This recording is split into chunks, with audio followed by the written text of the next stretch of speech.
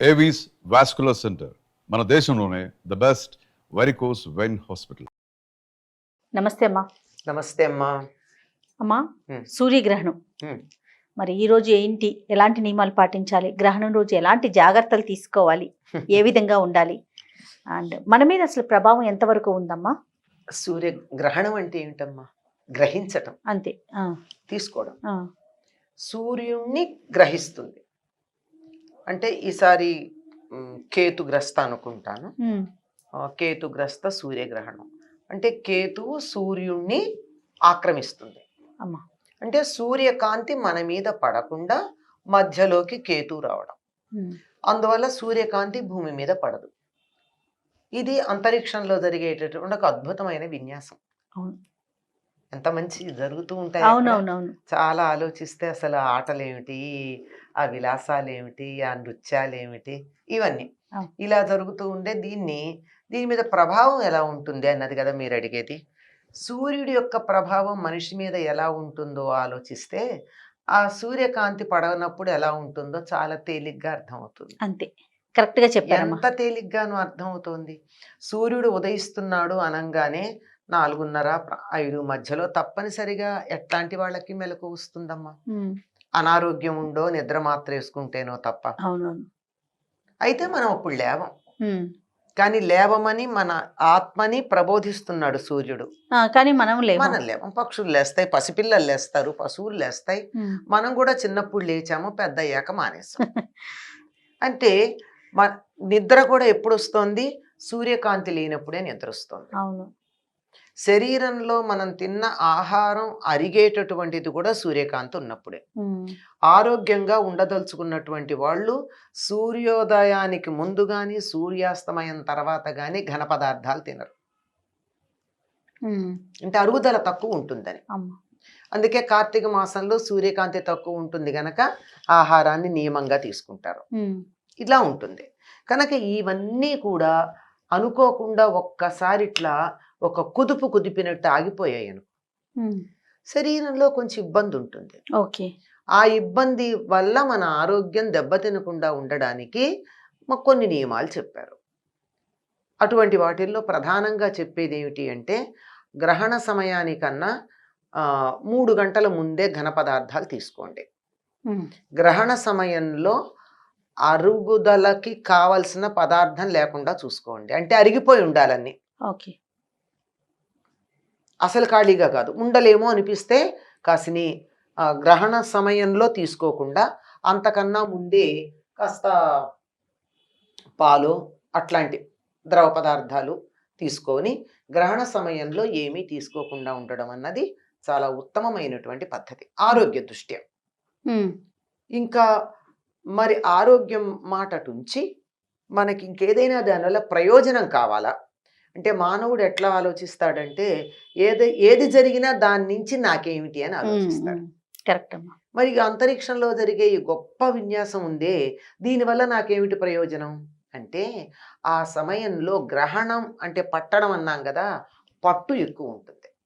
అందులోనూ సూర్యుడు ఆత్మకారకుడు. అందువల్ల ఆ సమయంలో ఏది తీసుకున్నా పట్టుగా ఉంటుంది. కనుక పూర్వం ఏదైనా మంత్రాలు ఇస్తే గ్రహణ సమయంలో ఇచ్చేవాళ్ళు. గ్రహణం వస్తోంది, ఏదో దిష్టి మంత్రము, ఆ మంత్రము, కామెర్ల మంత్రం ఇట్లాంటివి ఉంటాయి కదా చిన్న చిన్నవి. ఈ మంత్రం పెద్ద పెద్దవి కూడా ఆ సమయంలోనే ఇచ్చేవారు. ఆఖరికి శివుణ్ణి ధ్యానం చేస్తున్నటువంటి పోతనామాచ్యుల వారికి కూడా రామచంద్రమూర్తి దర్శనం ఇచ్చి భాగవతం అనువాదం చేయమని చెప్పింది కూడా గ్రహణ సమయంలోనే. అంత అద్భుతమైన సమయం. ఆ పట్టు ఉంటుంది. పట్టు అందుకే పట్టు కాలం, విడుపు కాలం అని చెప్తారు. గ్రహణం అంటే పట్టుకోవడమే కదా. అలా పట్టుకునేటటువంటి సమయాన్ని సద్వినియోగం చేసుకోవాలి అంటే ఆ సమయంలో ధ్యానం, జపం లాంటివి చేస్తారు. ఎంత చేస్తే మామూలు సమయంలో ఒకసారి రామ అంటే ఒకసారి అన్న ఫలితమే ఉంటుంది. కానీ గ్రహణ సమయంలో గనక అన్నట్టయితే 1,000,000 రెట్లో 8 రెట్లో చెప్తారు, నాకు సంఖ్య గుర్తులేదు, కానీ అన్ని రెట్లు అన్నటువంటి ఫలితం వస్తుంది. అది పరిపూర్ణంగా రావాల్సిన ఫలితం రావాలంటే గ్రహణ సమయం ఏది ఉందో ఆ సమయానికి కాస్త ముందు గ్రహణం మొదలు పెట్టంగానే స్నానం చేసి జపానికో ధ్యానానికో కూర్చుంటే పట్టుంటుంది. నేను కొంతమందిని చూశాను, ఆ సమయం చిన్నవాళ్లే, పెద్దవాళ్ళు కూడా కాదు, కాసేపు ధ్యానం చేసుకోండి, లేకపోతే దేవుడికి దండం పెట్టుకుని కళ్ళు మూసుకుని వాళ్ళకి మెడిటేట్ అంటే అర్థమవుతుంది కదా, కాసేపు మెడిటేషన్ చేయండి అంటే దేని గురించి చెయ్యాలి అన్నారు. నీకు ఏది నచ్చితే అది, నీకు నచ్చిన దైవం ఎవ్వరు లేకపోతే నేను అన్న దాని మీద నీ మీద నువ్వే ధ్యానం చేసుకోమని. అందులో చాలామంది పిల్లలు ప్రాక్టికల్గా చెప్తున్నానమ్మా, చాలామంది పిల్లలు ఎంతసేపు ఉన్నారో చెప్పలేం. ఒక అమ్మాయి అయితే 3 అవర్స్ అప్పుడు వచ్చినటువంటి సూర్యగ్రహణం 3 గంటలు కూర్చున్నట్టే కూర్చుంది కదలకుండా. అదే మొదటిసారి ధ్యానమో పాడో అన్నది మొదలుపెట్టింది. ఆ మెళుకు వచ్చాక ఎంతసేపు 10 నిమిషాలు కూర్చున్నానా అని అడిగింది. తనకు తెలియలే. అది ధ్యానం అంటే. పోనీ నిద్రపోయిందా అంటే లేదు, ఇలా కూర్చుంది వెన్ను ఇలా నిటారుగా పెట్టి, అంటే అలా అనుకూలంగా ఉండేటటువంటి సమయం కనుక దాన్ని సద్వినియోగం చేసుకునేటటువంటి వారు ధ్యానం చేస్తారు. ఆ తర్వాత విడుపు స్నానం చేస్తారు. ఎందుకంటే ఏదైనా ఒకళ్ళనొకళ్ళు పట్టుకున్నారు అంటే మనకు అంత మంచిది కాదనుకుంటాం కదా. ఆయన విడిపించుకున్నాడు అనుకో, అయినా సరే విడుపు స్నానం చేస్తారు. స్నానం చేసిన తర్వాత ఇక మామూలుగా ఇంట్లో దేవుళ్ళని వాటిని అన్ని కూడా శుభ్రం చేసుకుంటారు. ఎందుకు అని వెంటనే ప్రశ్న వస్తుంది. రావాలి కదా ఖచ్చితంగా. ఎందుకంటే ఆ సమయంలో మనకి అల్ట్రా వైలెట్ రేస్ అన్నవి బాగా వస్తాయి భూమి మీదకి. అవి మనకంత క్షేమం కాదు కదా. వైద్యులు కూడా చెప్తున్నారు, శాస్త్రవేత్తలు, మీరు గ్రహణాన్ని నేరుగా చూడకూడదు, వీలైతే అందులో ఉండకుండా ఉండడు. ఎందుకంటే సూర్యగ్రహణ సమయంలో వచ్చేటటువంటి వెలుగు ఏదైతే ఉందో, కిరణాలు ఏవైతే ఉన్నాయో అవి శరీరం మీద చర్మాన్ని మీద ప్రభావం చూపిస్తాయి. కొంచెం బ్లిస్టర్స్ రావడం, దద్దులు రావడం లాంటివన్నీ ప్రాక్టికల్గా చాలా మందికి కనిపిస్తూనే ఉంటాయి. కనుక ఆ సమయంలో బయటికి రాకూడదు అని చెప్తారు. అటువంటివి ఏమైనా ఉంటే ఈ స్నానం చేస్తే అన్ని వెళ్ళిపోతాయి. వీటి ప్రభావం మరి ఆహార పదార్థాల మీద వాటి మీద కూడా ఉంటుంది. అందుకని ఆ ప్రభావం వాటి మీద ఉండకుండా ఉండాలి అంటే వండకుండా పెట్టుకోమని చెప్పారు. ఏమి ఆ గ్రహణ సమయానికి ముందు వండింది పనికిరాదు, గ్రహణం తర్వాత వండుకోమని.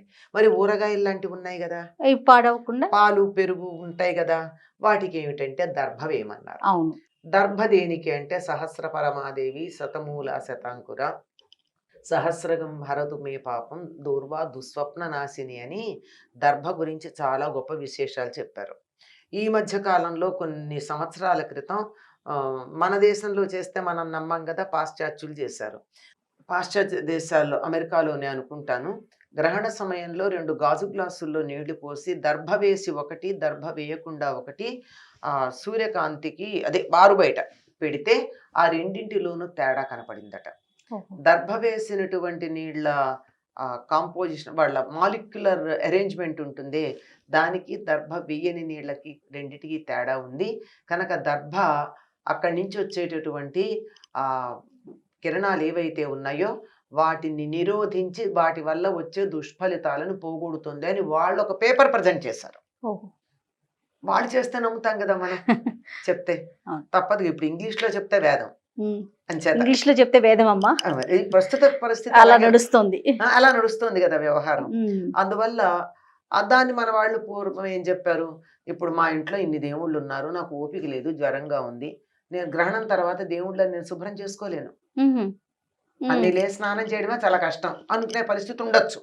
అటువంటప్పుడు దర్భ వేయండి. అక్కడ ఊరగాయలు ఉన్నాయి, ఊరగాయల మీద దర్భలు వేయండి. అవి బియ్యం బస్తాల్లో, నీళ్లల్లో, ఉన్న నీళ్లల్లో కూడా దర్భలు వేస్తే అయిపోతుంది కదా. అలా అన్నింటిలోనూ దర్భలు తెచ్చి వేసినట్టయితే దాని దుష్ఫలితం ఉండదు. అందువల్ల జాగ్రత్తగా ఉండాలి అని చెప్తారు. అమ్మ, కొంతమంది అంటే హేతువాదులు, మేము ఆ సమయంలోనే తింటాము, మేము ఎదురుగుండా బయటికి వెళ్తాము, మాకేం జరగలేదు, ఇలాంటివి కూడా వార్తలు వస్తూ ఉంటాయి. వార్తలు ఎందుకు, వాళ్ళు చెప్తూనే ఉంటారు, చూపిస్తూ ఉంటారు, ఛానల్స్ లో ప్రచారం కూడా చేస్తున్నారు. తప్పేం లేదు, వాళ్ళ నమ్మకం వాళ్ళది. కానీ ఉదాహరణకు ఒక్క మాట చెప్తానమ్మా, బాగా ఈ బయట బజ్జీలు అవి తింటూ ఉంటారు కదా, ఆ తింటూ ఉంటే కాచిన నూనెలోనే బజ్జీలు వేస్తే, కాచిన నూనెలోనే వేస్తే అది కార్సినోజెనిక్, క్యాన్సర్ కారణమవుతుంది అని చెప్తున్నారు. ఒకరోజు తింటే క్యాన్సర్ వస్తుందా? కదా, రెగ్యులర్ గా తింటూ ఉంటే వస్తుంది. అయినా అందరికీ వస్తుందా? రెగ్యులర్ గా తిన్నా రావట్లేదు. అంచేత మనలో ఉండే శక్తి కొంత ఉంది కదా, ఆ శక్తి రెసిస్ట్ చేసిన వాళ్ళకి రాదు. కానీ ఎవరి దగ్గర ఎంత శక్తి ఉందో ఏం తెలుసు? కోట్లల్లో ఒకళ్ళకు కూడా హాని కలగకూడదు అని చెప్పి మన వాళ్ళు చేసినటువంటి జాగ్రత్త. కంటి చూపు మందగిస్తుంది అంటే, చూపు పోతుందంటే అర్థం ఏమిటి? గుడ్డివాళ్ళు అయిపోతారని కాదు, హాయిగా చూడకుండా ఇదిగో కళ్ళకి జోడు పెట్టుకు చూడాల్సి వచ్చిందని అర్థం. అది కూడా అనారోగ్యం కిందే, కంటికి వచ్చేటటువంటి వ్యాధి కిందే లెక్క కదా. అవును. అట్లా ఆరోగ్యం ఉన్న స్థితి ఉన్నట్టుగా కాక తగ్గే ప్రమాదం ఉంది. ఆ తగ్గుదల ఎంత అన్నది వీళ్ళు ఎక్స్పోజ్ అయినటువంటి సమయం, తీసుకున్న ఆహారం, ఇంకా అనేక ఫ్యాక్టర్స్ మీద ఆధారపడి ఉంటుంది. ఇదేమీ లేకుండా ఇదిగో ఈ బజ్జీలు తిన్నాను నేను ఇక్కడ సూర్యగ్రహణం జరుగుతూ ఉన్నప్పుడు మీ అందరు ఎదురుగా తిన్నా, బతికే ఉన్నా కదా. అంటే ఇప్పటికిప్పుడు బతుకుంటేనా? కొన్ని స్లో పాయిజన్స్ లేవా? లెడ్ లాంటివి ఆహారంలో కలిస్తే ఏళ్ళు పడుతుంది అది ప్రాణం పోవడానికి. అవును. కనుక నెమ్మదిగా జరుగుతుంది. నెమ్మదిగా కూడా ఈ జనరేషన్స్ తరాలలో ఉన్నటువంటి పిల్లలు, భవిష్యత్ తరాల వాళ్ళు పుష్టిగా, బలంగా, ఆ జనరేషన్ అంతా బాగుండాలి, మన జాతి అంతా అని ఆలోచించి తరతరాల ఆరోగ్యం దృష్టిలో పెట్టుకుని చెప్పినటువంటి దీన్ని ఒక్క క్షణంలో ఇన్స్టెంట్ ఫుడ్ లాగా ఇన్స్టెంట్ డెత్ వస్తుందని అనుకుంటే ఎట్లా కుదురుతుంది? అవును. ఇప్పుడు ఏళ్ల తరబడి తింటుంటే కదా ఆ ఇన్స్టెంట్ ఫుడ్స్ వల్ల అనారోగ్యం వచ్చిందని ఇన్స్టెంట్ చెప్తున్నారు. డెత్ అంటున్నారు, నిజంగా అవి కూడా చూస్తున్నాం కదా. అదే అంటున్నా, ఉన్నట్టుండి పడిపోతున్నారు, చనిపోతున్నారు కదా, ప్రాణాలు పోతా ఉన్నాయి. అదే తిన్న వెంటనే కాదు కదా, కాదు కదా, కొన్నేళ్ల పాటు తింటే అవుతోంది. అట్లాగే ఇట్లాంటి వరుసగా జరిగితే ఎప్పుడు ప్రమాదం వస్తుందో కనుక జాగ్రత్త పడమని చెప్పేటటువంటిది. ఈ సమయంలో జీవ ప్రక్రియ పూర్తిగా ఆగిపోతుంది అనేటటువంటి సంగతి మొక్కల మీద, జంతువుల మీద పరిశోధన చేసి చెప్పారు. మొక్కల్లో గ్రహణ సమయంలో జంతువులు కూడా విచిత్రంగా ప్రవర్తిస్తూ ఉంటాయి. వాటిల్లో కూడా జీవ ప్రక్రియలో తేడా ఉంటుంది. ఇప్పుడు పగటిపూట అనుకో సూర్యగ్రహణం అయితే మనం గుర్తుపడుతున్నాం, చంద్రగ్రహణం రాత్రిపూట గుర్తుపట్టేదేం లేదు కదా. జంతువులు తిరగట్లేదు కదా, పడుకునే ఉంటాయి కదా, పాపం ప్రకృతి నియమాల్ని పాటిస్తాయి. మరి అట్లాంటప్పుడు కూడా వాటి జీవ ప్రక్రియలో మార్పు వచ్చింది అని చెప్పి శాస్త్రవేత్తలు చెప్తున్నారు. మరి మనలో రాదని ఎట్లా అంటాం? మనలో తప్పకుండా వస్తుంది కదా. పైగా గ్రహాల యొక్క ప్రభావం భూమి మీద లేదు అనడానికి వీల్లేదు, అస్సలు లేదు. అది పూర్తిగా దాన్ని బట్టే మన జీవితం అంతా ఉంటుంది, జాతకాలు చెప్తామని కాదు అక్కడ అర్థం. వాటి ప్రభావం ఉంటుంది. ఉండకపోతే ముందరే అనుకున్నాం కదా, సూర్యుడు ఉదయిస్తున్నాడంటే మెలకు ఎందుకు వస్తోంది? శరీరంలో మార్పులు ఎందుకు గమనించుకుంటున్నాం? ఇవన్నీ జరుగుతూ ఉన్నప్పుడు ముఖ్యంగా మనం గమనించకపోయినా చెట్లను చూస్తే తెలుస్తోంది. ఇలా లేచేటప్పటికి ఇలా వేలులాగా ఉండేటటువంటి మందార పువ్వు 7ో 8ో అయ్యేటప్పటికి ఇలా విచ్చుకుని ఇలా చెయ్యిలాగా తయారవుతుంది కదా. అవును. ఇవన్నీ ప్రత్యక్షంగా చూస్తూ వేటి ప్రభావం లేదని ఎట్లా అంటాం? అయితే ఎంత ఉంది అన్న దాన్ని బట్టి మనం దాన్ని ఎంత అదుపులో పెట్టుకోగలం అన్న దాన్ని ఆలోచించాలే తప్ప అసలు లేదు అని చెప్పడానికి లేదు. కనుక ఈ ప్రభావం ఒకవేళ చెడుగా ఉంటే ఎవరికి ఎటువంటి హాని కలగకుండా ఉండడానికి, ఇవాళ కాకపోతే కాలక్రమంలో కూడా ఎటువంటి హాని కలగకుండా ఉండడానికి తీసుకోవాల్సిన జాగ్రత్తలు. రైట్. నమస్తే. నమస్తే అమ్మా.